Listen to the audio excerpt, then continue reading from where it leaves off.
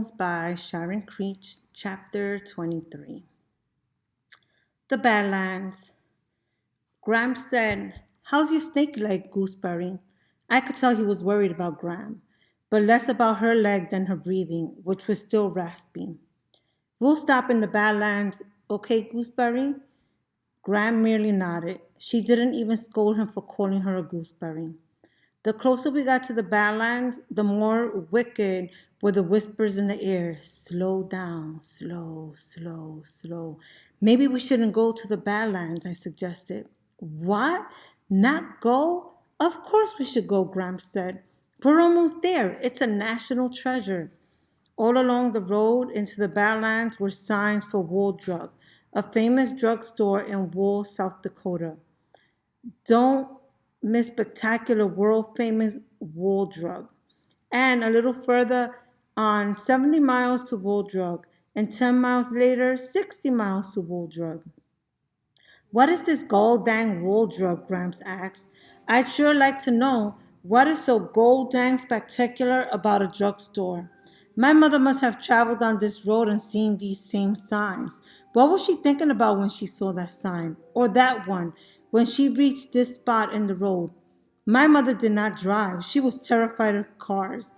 "I don't like all that speed," she said. "I like to be in control of where I'm going and how fast I am going." When she said she was going all the way to Lewistown, Idaho, my father and I were astonished.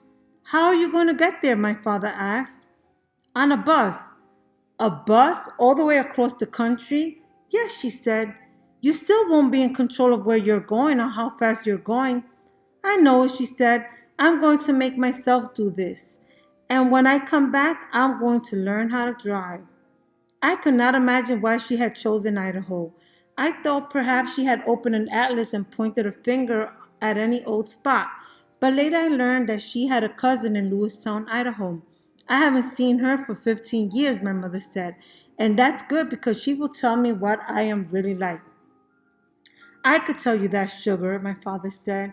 "No, I mean, before I was a wife and a mother. I mean, underneath, where I am Chanhassen."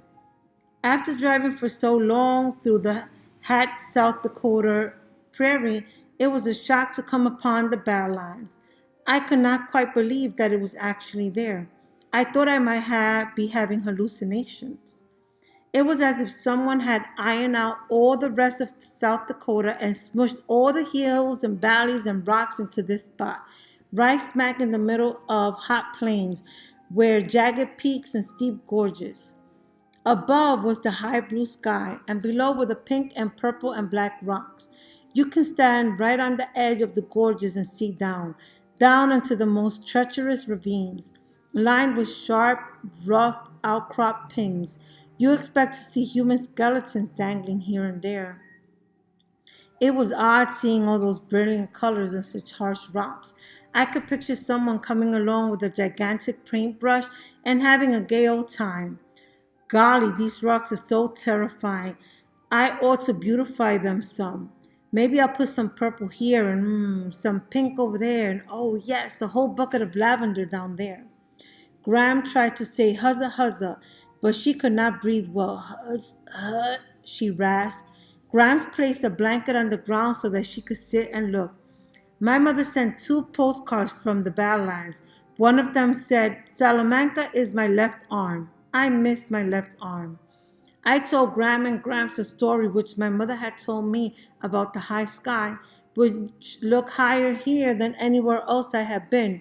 Long ago, when there were only Native American Indian persons living here, the sky was so low that you might bump your head on it if you were not careful, and so low that people sometimes disappeared right up into it. The Indians got a little fed up with this, so they made long poles, and one day they all raised their poles and pushed. They pushed the sky as high as they could. "And looky there," Graham said, "they pushed so good the sky stayed put." While I was telling the story, a pregnant woman stood nearby, dabbing at her face with a handkerchief. "The woman looks world weary," Graham said. He asked her if she would like to rest on our blanket. "I'll go look around," I said. Pregnant woman frightened me.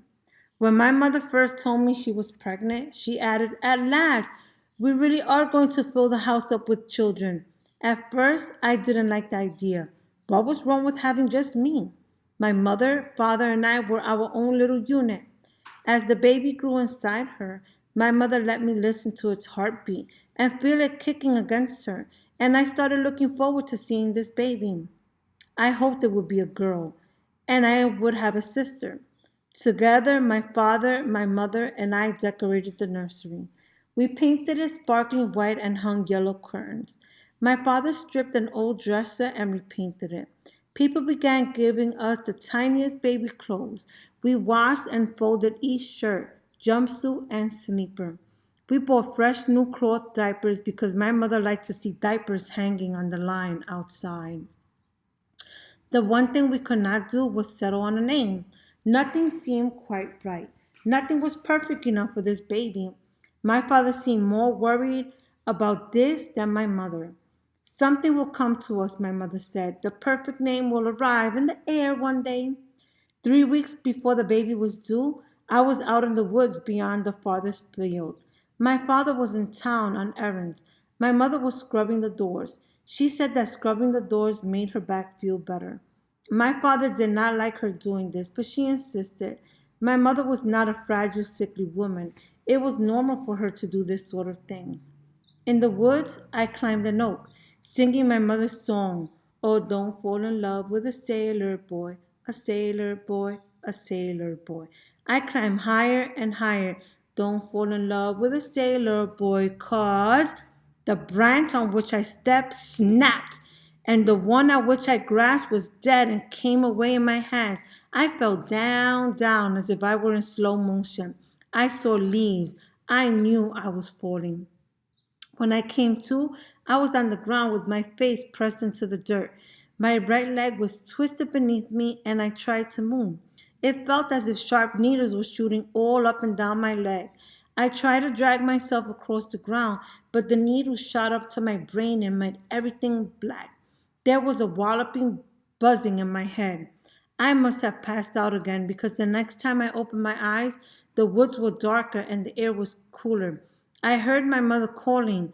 Her voice was distant and faint, coming, I thought, from near the barn. I answered, but my voice was caught in my chest. I came to in my own bed. My mother had found me and had carried me back through the woods, across the fields, and down the long hill to the house. My leg was in a cast. The baby came that night. I heard my father telephoning the doctor. "She won't make it," he said. "It's happening right now." I hobbled out of bed. My mother was sunk into the pillow, sweating and groaning. "Something's wrong," she said to my father. "Something's wrong." She saw me standing there and said, "You shouldn't watch. I don't think I'm very good at this." In the hallway outside her room, I lowered myself to the floor. The doctor came.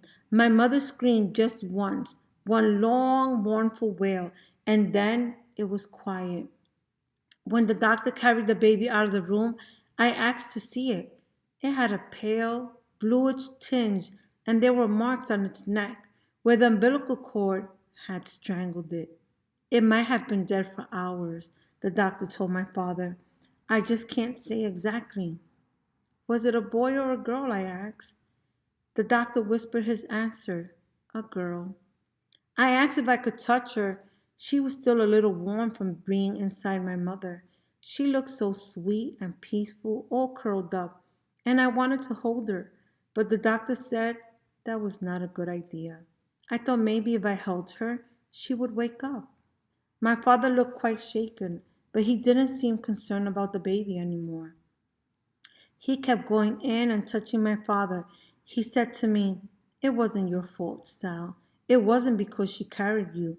You mustn't think that." I did not believe him. I went into my mother's room and crawled up on the bed beside her. She was staring at the ceiling. "Let me hold it," she said. "Hold what?" "The baby," she said. Her voice was odd and silly. My father came in and she asked him for the baby. He leaned down and said, I wish. "The baby," she said. "It didn't make it," he said. I'll hold the baby, she said. It didn't make it, he repeated.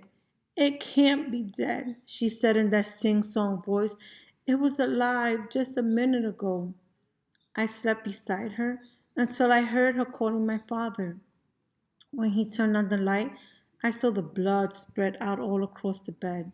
It had soaked the sheets and the blanket.